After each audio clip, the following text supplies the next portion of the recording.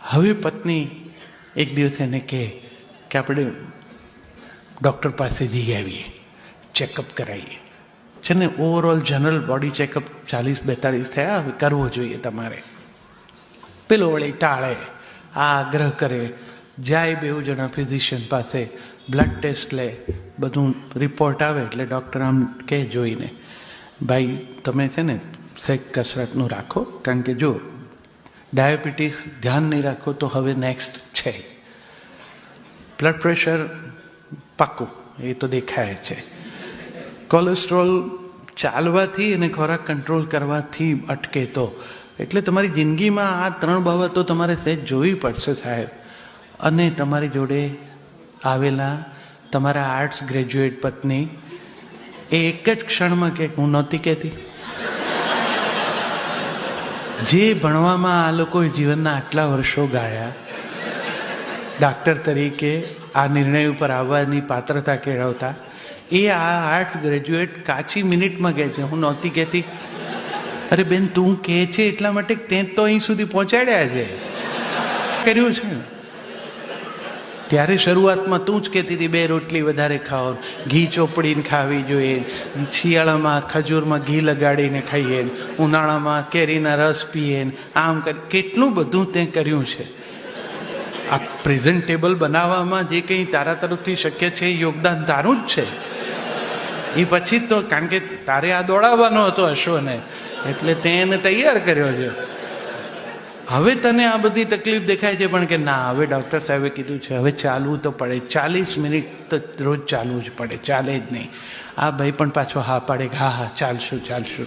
ઘેર આવે, સોમવારે રહેવા દો, મંગળે નથી જવું, બુધે બેવડાય ને પછી આ પાછી કે ના આજે ગુરુવાર મોકલવા જ છે. પાછી બિચારી અમને રસ પડે એટલા માટે જઈ અને એક સારું ટ્રેક સૂટ લઈ આવે, દોરી વગરના બૂટ લાવે, જેથી અમને વાંકા વળીને નાખીને બાંધવામાં તકલીફ ન પડે. અને મોર્નિંગ સ્કૂલમાં છોકરા મોકલવાના હોય એવી સિચ્યુએશન જમે, આમ ટેબલ ઉપર લગાડેલો હોય સરસ રીતે ટ્રેક સૂટ, નીચે બૂટ, બધું રેડી, અને સવારના પેલી ચરણ ચાંપી મૂછ મરડી કરીને પતિને જગાડવાનો ટ્રાય કરે.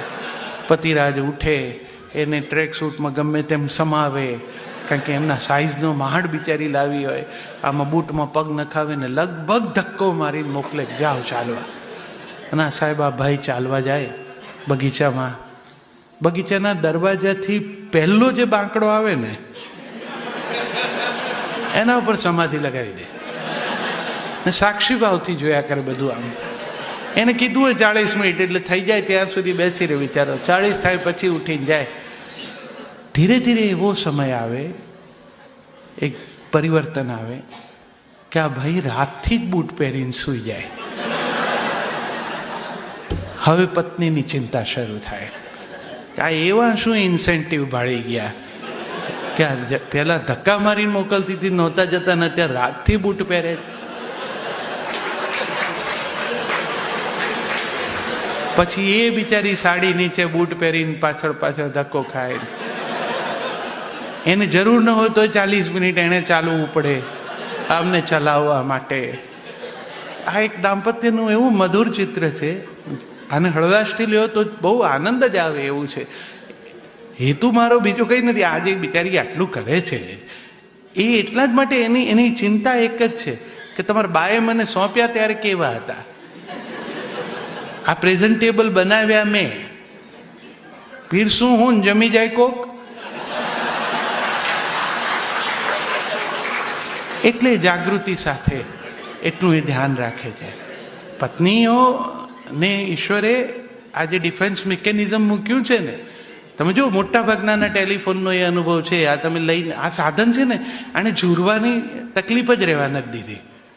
આ તમારા હાથમાં હોય, પહેલાં તો રાહ જોતા હતા, ઘરે ના જાઓ ત્યાં સુધી વાટ જોતા હતા. ઘણા તો બારણે ઊભા રહેતા હતા. અસલ મમ્મીઓને બાને યાદ કરો તો આખો દિવસ કામ કર્યું હોય ઘરમાં, પણ સાંજે બાપા આવવાના હોય તો પાછા પોતે મોં ધોઈ સરસ કંકુનો ચાંદલો કપાળમાં કરી, માથામાં વેણી નાખી અને બારસા કમાડની પાછળ આમ ઊભા રહીને જોવે. અને પછી દૂરથી દાદા આવે એટલે આમ હામાં ન દોડે, એ અંદર જતા રહે રસોડામાં. દાદા આવીને બહાર બેસે એટલે પાછા પાણીનો પ્યાલો લઈને આપે. Expression of love was very simple, પણ બહુ ક્યુટ હતું. હવે એવું નથી, હવે તો એક્રોસ ધ ટેબલ હાથ લાંબા ટૂંકા કરીને વાત કરી શકાય છે. પણ આજે કંઈ નવી પદ્ધતિ આવી, પત્ની જે કંઈ રસ લઈને કરી શકે છે પતિને માટે, એમ પતિ પણ થોડુંક પત્નીઓ પ્રત્યે થોડીક વિશેષ જાગૃતતા કેળવી અને પોતાના દાંપત્યને પ્રસન્ન રાખવા માટે કરે તો કંઈ ખોટું નથી. કોઈને બાંધી રાખવા માંગતું નથી. આ ફોનમાં મેં કીધું એટલા માટે કે આ ફોન લઈને નીકળનાર દરેકને ખબર છે કે ઘરનો ફોન વાગે જેવો ઘરથી, તો પહેલો તમે ફોન ઉપાડીને હેલો એટલું બોલો તો એ શું કહે છે? આ અમેરિકામાં આ જ કહેજો, ક્યાં છો? કોઈ એવું પૂછતું જ નથી કે કેમ છો. એને આપણે એમ કહીએ કે ભાઈ કે હમણાં ઘેરની અહીંથી હું ડીસા આવવા નીકળું તો એમ ડીસા જ આવું ને, પછી ક્યાં બીજે ઉતરીને. પણ એને શ્રદ્ધા ન હોય, એ પૂછે ક્યાં છો. અને પુરુષો પણ એટલા તૈયાર થઈ ગયા હોય છે ને, તરત જ એમ કે મંદિરમાં. એકદમ સેફેસ્ટ લેન્ડિંગ છે. એટલે એ પણ એટલી જ હોશિયાર હોય, એ તરત જ કંઈક તો ઘંટ વગાડો જો. દાંપત્ય અશ્રદ્ધાનું નામ નથી. દાંપત્ય એકબીજાની ચિંતામાંથી આવા પ્રશ્નો ઊભા કરતું હોય છે. તમે એકમેકને ઓળખી લો પછી મજા જ પડે. દાંપત્યને બહુ ભારે થઈને જીવવાનું હોતું જ નથી. દંપતિ એટલે દમન પામેલો પતિ કે હસબન્ડ એટલે જેનું હસવાનું બંધ થઈ ગયું છે એવું નથી. હળવાશથી જીવી શકાય, આનંદથી જીવી શકાય, એકમેકના સ્વભાવને સમજીને જીવી શકાય, તો અભિવ્યક્તિ પ્રેમની આપોઆપ સૌને મળશે. મેં તમારો ખાસો સમય લીધો છે, પણ મારા મનમાં દાંપત્યની પ્રસન્નતા એ દાદા દાદીથી શરૂ કરેલી વાતને દાદા દાદી ઉપર જ લાવીને હું મૂકીને પૂરી કરી શકું કે આપણે બધા હવે વેલેન્ટાઇન ડે ઉજવીએ છીએ. અમે જ્યાં સુધી અમે પરણ્યા ને પછી થોડા વર્ષો સુધી વેલેન્ટાઇન ડે એટલો પ્રચારમાં નહોતો. મને લાગે છે હમણાં થોડા વખતથી ખાસું વધુ લોકપ્રિય થયો છે. અમદાવાદમાં તો ખૂબ એનો મહિમા થયો છે. હવે તો છોકરાઓ પણ આપણને પૂછે કે મમ્મી માટે કંઈ લીધું છે પપ્પા? વેલેન્ટાઇન ડે છે. હવે આપણને વેલેન્ટાઇન ડે યાદ ન આવતો હોય, હવે તો તારીખો લગ્નની યાદ નથી આવતી, વેલેન્ટાઇન ડે ક્યાંથી યાદ આવે?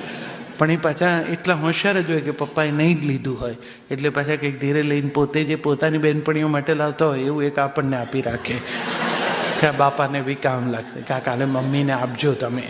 તો એ જે એક્સપ્રેશન છે, દાદા દાદીના વખતમાં આવું નહોતું.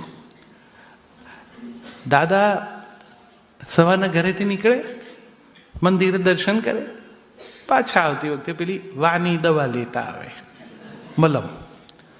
બા ત્યાં સુધીમાં દાદાને આવતા જોઈએ શેરી નાકેથી, એટલે અંદર જઈને ચા બનાવે, સરસ મસાલાવાળી ગળી મધ જેવી ચા. દાદા આવે, બા ચાનો કપ ધરે, એ લઈને દાદા હિંચકે બેસે, બાને પેલું મલમ આપે. બા ઉંબર પર બેસી અને આમ ગોઠણ ઉપર ધીરે ધીરે મલમ આમ ઘસતા હોય. બાપા ચાનો સબડકો તાણે. આ લોકો એકમેકને આઈ લવ યુ કહેતા નથી, પણ એ લોકો વેલેન્ટાઇન ડે નહીં, વેલેન્ટાઇન વર્ષો જીવી જાય છે.